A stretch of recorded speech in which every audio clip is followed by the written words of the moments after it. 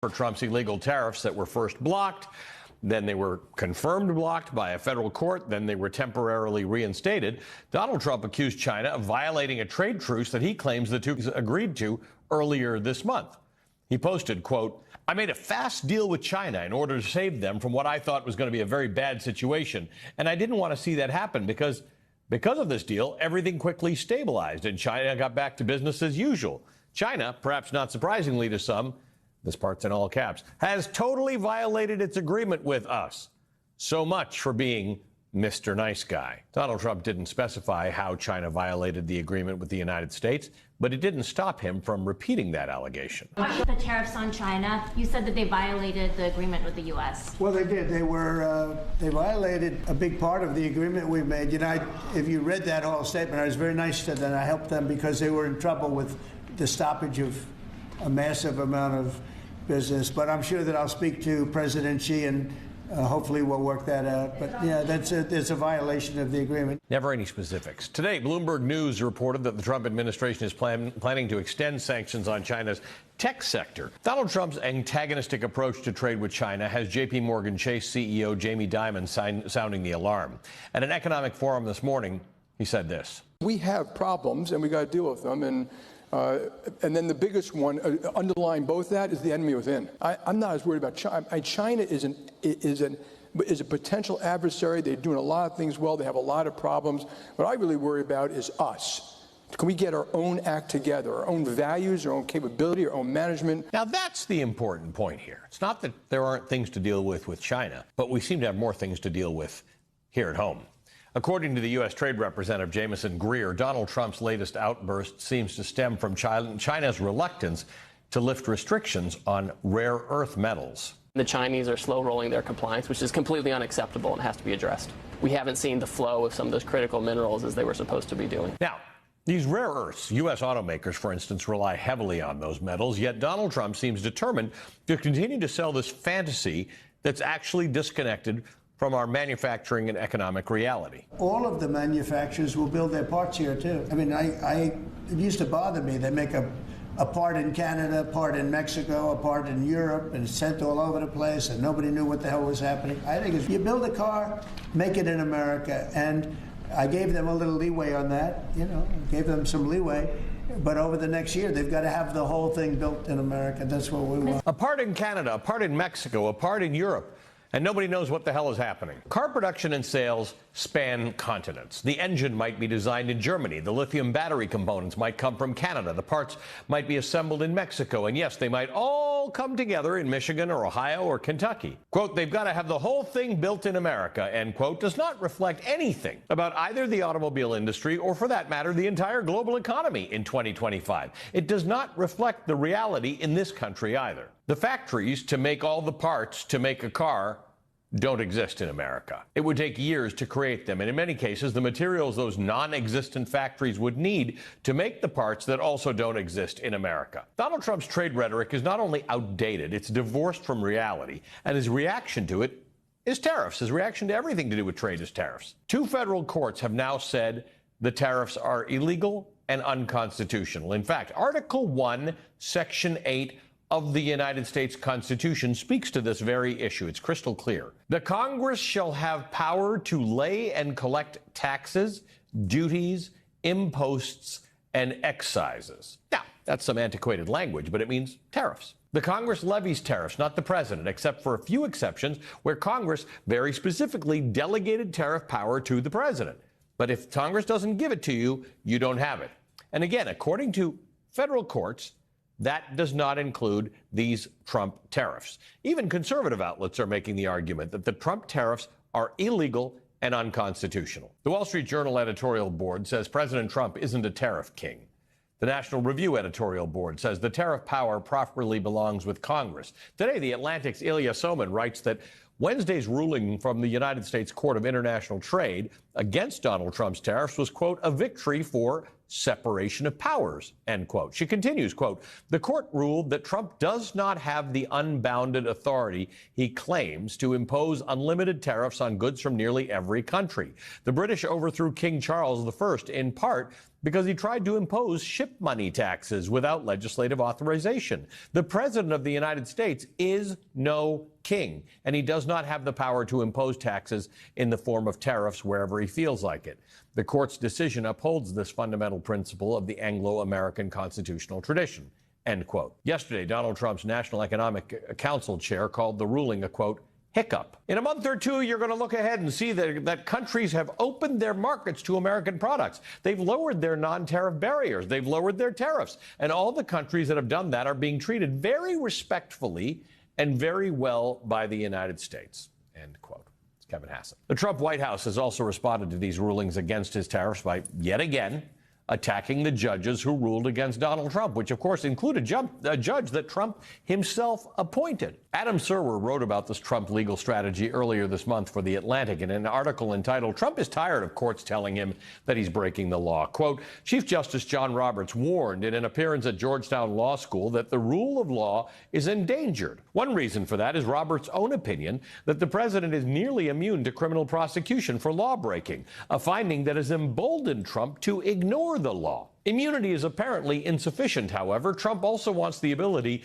to violate the Constitution at will without meaningful resistance from the courts, end quote. I'd only disagree with Adam Serwer in that he wants the ability to ignore the Constitution without any disagreement from the court. In the Oval Office today, Donald Trump defended his tariffs yet again. Without the tariffs, our nation would be imperiled. We would really be imperiled.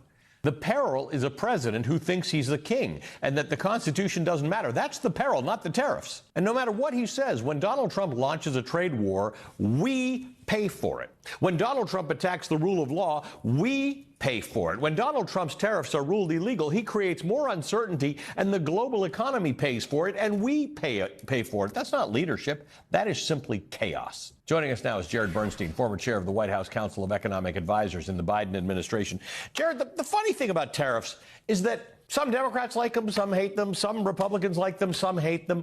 There are valid reasons to use them, but tariffs are a tool in a complete toolbox. You need the complete toolbox to build the house. Donald Trump is trying to build the entire house with hammers. Yeah, it's a great analogy. I mean, I often think of tariffs, well applied, as much more of a scalpel than a sledgehammer. Correct. Yeah. The problem with Trump's approach is sweeping tariffs. It's a problem economically for many of the reasons you just took us through. We pay. I thought your points on that were spot on, but also it's not constitutional. And I thought if you read the opinion from the court, the International Court, it's actually remarkable. Crystal clear. Yeah. It's actually quite good. And let's examine that for a second, because people who don't think of themselves as constitutional experts, you don't need to. They wrote it out very clearly. They said he has two reasons he's imposed emergency tariffs. One is to fight fentanyl from China, Canada, and Mexico, and the things he's doing are not actually dealing with fentanyl at all. And the other is that if he wants to impose tariffs everywhere else, he has a methodology by which he and Congress can do it. It's not an emergency either. Right. And one other point they made was he keeps talking about the trade deficit as an emergency. The trade deficit was last seen at around negative 3% of GDP. That sort of toggles around 2, 3, 4%. It's been there since 1976. Yep. Okay, so we have persistent trade deficits in this country. We can talk about whether that's good or bad. What we can talk about is whether that's some kind of emergency. Clearly, what Trump has done is illegal. And another dimension of that problem is now all of these negotiations, including the one with China, have a real monkey wrench thrown into them. If you and I are having an argument, Ali, and the court just rules that your side is wrong, even if that gets stayed the next day like this one did, that's certainly going to influence me and my position towards our argument. And so just every dimension of this is chaotic. It's bad for the economy, and it's an authoritarianism that is counter to the Constitution. Let's go back to economics for a second and talk about tariffs as a scalpel in aid of a manufacturing strategy. Tariffs as a scalpel in aid of an industrial policy. I just want to hear the industrial policy and the manufacturing strategy articulated, and then you and I can either argue or agree on whether this is the right or the wrong approach to it. But we don't have a goal. We're casting about without some goal. He just wants all the cars made in America. He just wants all the planes made in America. There's a reason these companies internationalize their stuff. Some of it's business efficiency and some of it is marketing, right? The Boeing Dreamliner was made in I don't know how many different countries, so different countries feel that they've got some ownership of it, so different countries are inclined to buy that plane. Yeah, I agree with all of that.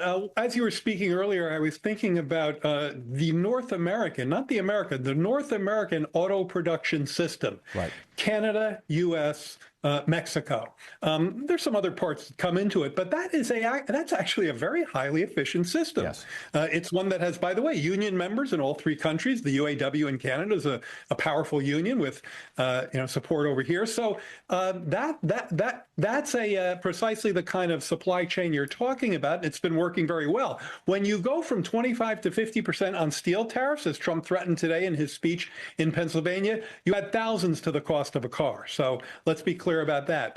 To your question on tariffs, there are really two uses that I think are legitimate. One is on a very narrow kind of overcapacity dumping, which happens, not infrequently, and tariffs have been used successfully. And now I'm talking about like rubber tire grade 4. You're dumping that in this country. We're going to tariff you so that you don't illegitimately try to boost your market share by selling under cost. The other utility of tariffs, and we did this in the Biden administration, is to target a particular good, or even a sector, but more often a good, that we want to produce ourselves, and that's an embryonic industry. So electric, right. Taxpayers were subsidizing and are subsidizing the building of an electric car sector in this country, unprotected, without a tariff. That sector would have a really hard time competing with China, which massively subsidizes their electric car production and has done for a long time. So that's a kind of protective use of tariffs that I think is legitimate. Both of those are scalpels, not sledgehammers. So you talked about the steel tariffs. Donald Trump announced that steel tariffs will increase to 50%.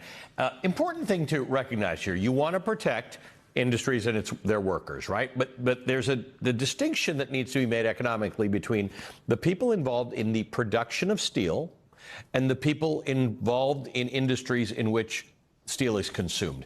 Give me the high-level argument here. So for every one person that makes steel in this country, domestic steel here in the U.S., there are 80 workers who use steel as inputs into what they're making. Think of construction workers, think of auto workers, think of people who build computers and so on.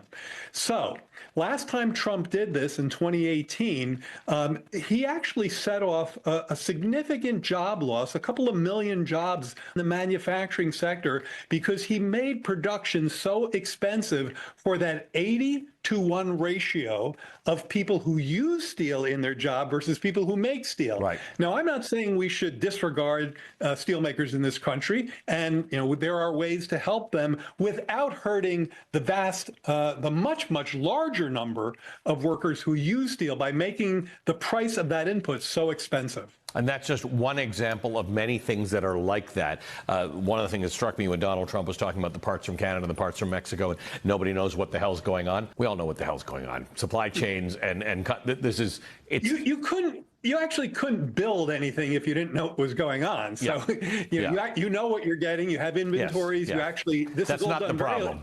Hey, where's the wheels coming from? I don't know where the wheels are coming from for this car. Oh my God, I can't believe it. Very efficiently, and in fact, if you find out that a wheel isn't coming in, you have capacity to act quickly to get it. So at any rate, yes, that's all nonsense. Jared, nice to see you as always. Thank you, Jared Bernstein.